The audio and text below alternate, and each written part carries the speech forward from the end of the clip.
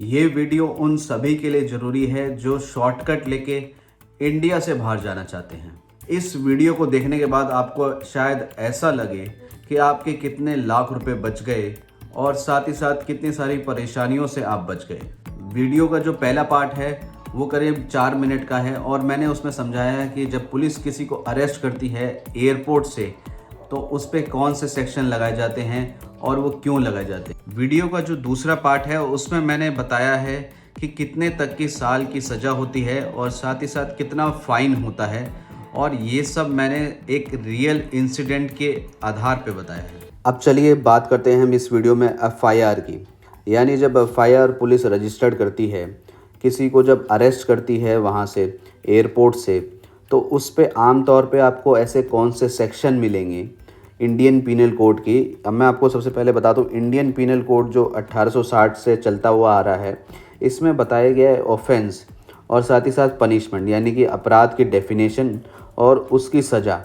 तो उसमें जो सेक्शन है नंबर 1 पे जो अक्सर आपको मिलेगा वो है 419। ये कहता है पनिशमेंट फॉर चीटिंग बाय पर्सोनेशन। अब ये पर्सोनेशन क्या होता है? पर्सोनेशन यानी कि जैसे आपका नाम अगर रवि कुमार है आधार कार्ड पे, पैन कार्ड पे, मगर आप किसी और के नाम से पासपोर्ट बनवा के जाने की कोशिश कर रहे हैं, तो ये सेक्शन लगेगा ही लगेगा 419।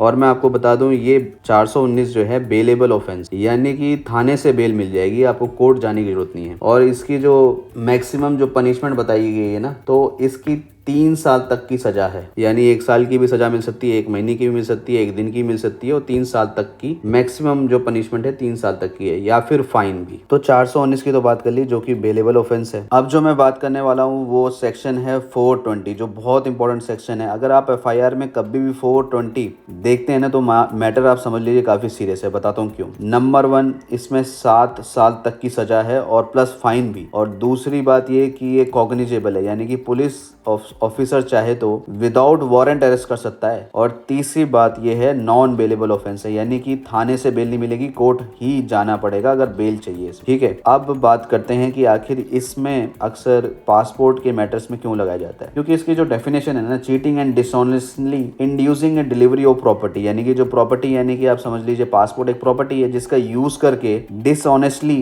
कोई व्यक्ति बाहर चले जा रहा है, तो इसीलिए इस सेक्शन को लगाया जाता है। तो जो तीसरा सेक्शन है वो है 468। ये फॉर्जरी की बात करता है, forgery for purpose of cheating. अब जो फर्जी पासपोर्ट बना है उसको यूज करना चीटिंग के पर्पस से, यानी गवर्नमेंट को चीट करना, तो इसलिए ये 468 सेक्शन लगेगा। ये भी नॉन बेलेबल है, यानी कि कोर्ट से ही बेल मिलेगी, थाने से नहीं। और 7 साल तक की इसमें सजा बताई गई है। अगला सेक्शन है 471। ये भी फोर्जरी से रिलेटेड है। कैसे, मैं बताता हूँ। यूजिंग एज जेन्युइन अ फोर्ज डॉक्यूमेंट, यानी कि आपके पास जो पासपोर्ट है, आप वहां जाके बताते हैं कि भाई ये जेन्युइन है, लेकिन आपको पता है कि ये फॉर्ज है, तो भाई एक सेक्शन और ऐड कर दिया पुलिस ने, वो है 471। अब इसके बारे में बता दूं, ये भी कॉग्निजेबल है, यानी पुलिस विदाउट वारंट अरेस्ट कर सकती है, साथ ही साथ बेलेबल है, यानी इसकी भी थाने से बेल मिल जाएगी। जैसे कि मैंने 2 सेक्शन बता दिए, 419 और 471। तो अभी तक जो हमने सेक्शन की बात करी ना, ये जो सेक्शन थे 4, जो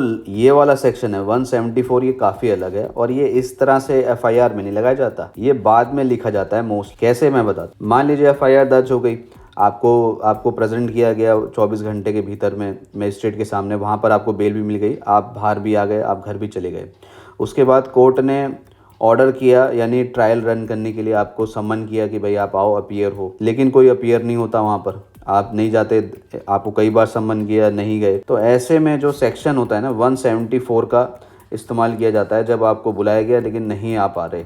तो इसका मतलब ही देखिए क्या लिखा गया है, non attendance in obedience to an order from the public servant. यानी पब्लिक सर्वेंट कौन? जैसे कि कोर्ट के जो जज साहब हैं वो हैं, उन्होंने ऑर्डर किया आपको कि आप अपीयर हों उनके सामने और ट्रायल फेस करें, लेकिन आप अपीयर नहीं हो रहे। तो ऐसे में जो है, ये पहले में एफआईआर में तो सिर्फ 4 सेक्शन होते हैं, लेकिन ये 5वां सेक्शन तब लगाया जाता है जब आप आ ही नहीं रहे कोर्ट में बार बार बुलाने पर भी। तो ऐसे में फिर वो चार्ज, यानी कि जब ट्रायल रन होता है ना, तो उससे पहले चार्ज पे आर्ग्यूमेंट होता है। चार्ज यानी कि इन सेक्शन की क्रेडिबिलिटी चेक करी जाती है कि भाई ये सेक्शन टिकेगा नहीं टिकेगा चार्ज पे। इस पे बहस करते हैं कौन, पब्लिक प्रोसिक्यूटर और आपके वकील। तो तब ये डिसाइड होता है कि 174 लगाया जाए। अगर आप वहां पर कई बार बुलाने पर भी नहीं आए थे तो 174 वो ऐड कर देंगे, अदरवाइज ये नहीं लगेगा। अगर आप रेगुलर डेट पे जा रहे हैं तो ये क्यों लगेगा, लगने की कोई वजह ही नहीं है। केवल उस तरह के 4 सेक्शन लगाए जाते हैं, फिर ये नहीं लगेगा।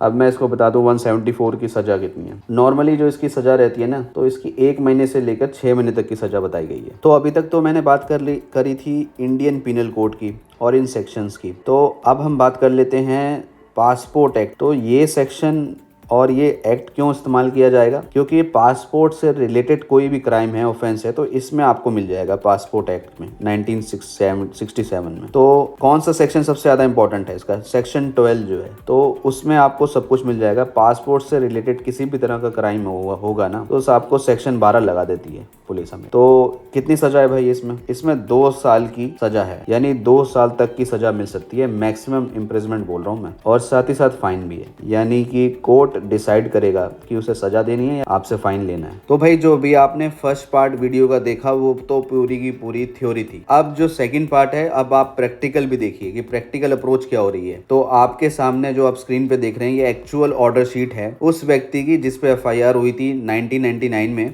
और एक्चुअल में ये सारे सेक्शन जो मैंने अभी फर्स्ट पार्ट की वीडियो में आपको मेंशन किए वो सभी सेक्शन इस पे लगे थे। तो अब इस ऑर्डर को पढ़ के हम समझते हैं भाई, आइए देखते हैं। यहाँ पर आप जो पहली लाइन देख रहे हैं ना, file received back from the लोक अदालत एज नॉट सेटल्ड, इसका मतलब ये हुआ जो जिस पे FIR हुई थी उन भाई साहब ने ट्राई किया था कि मैटर को रेफर कर दिया जाए लोक अदालत में ताकि वहां पर सेटल हो जाए, लेकिन किसी वजह से सेटल नहीं हुआ। अब वो जो फाइल वापस ट्रायल के लिए उसी कोर्ट में आ गई है। अब क्योंकि भाई चार्ज पे आर्गुमेंट हो गया है, अब आर्गुमेंट खत्म होने के बाद जो एक्यूज्ड है वो बोलते हैं कोर्ट में कि मैं अपनी सजा मान रहा हूँ। यहाँ लिखा है ना उन्होंने, मैं अपनी सजा मान रहा हूँ और अब मुझे यही सजा दी। तो ऐसे में कोर्ट के पास एक ही ऑप्शन बच जाता है कि भाई उन्हें सजा सुनाए। अब ऐसे में क्योंकि उन्होंने पहली बार गलती करी थी तो पहले से उन्होंने इस तरह की कोई उनका रिकॉर्ड नहीं है। जो सेक्शन 419 था उस पर 1000 रुपये का फाइन लगा दिया।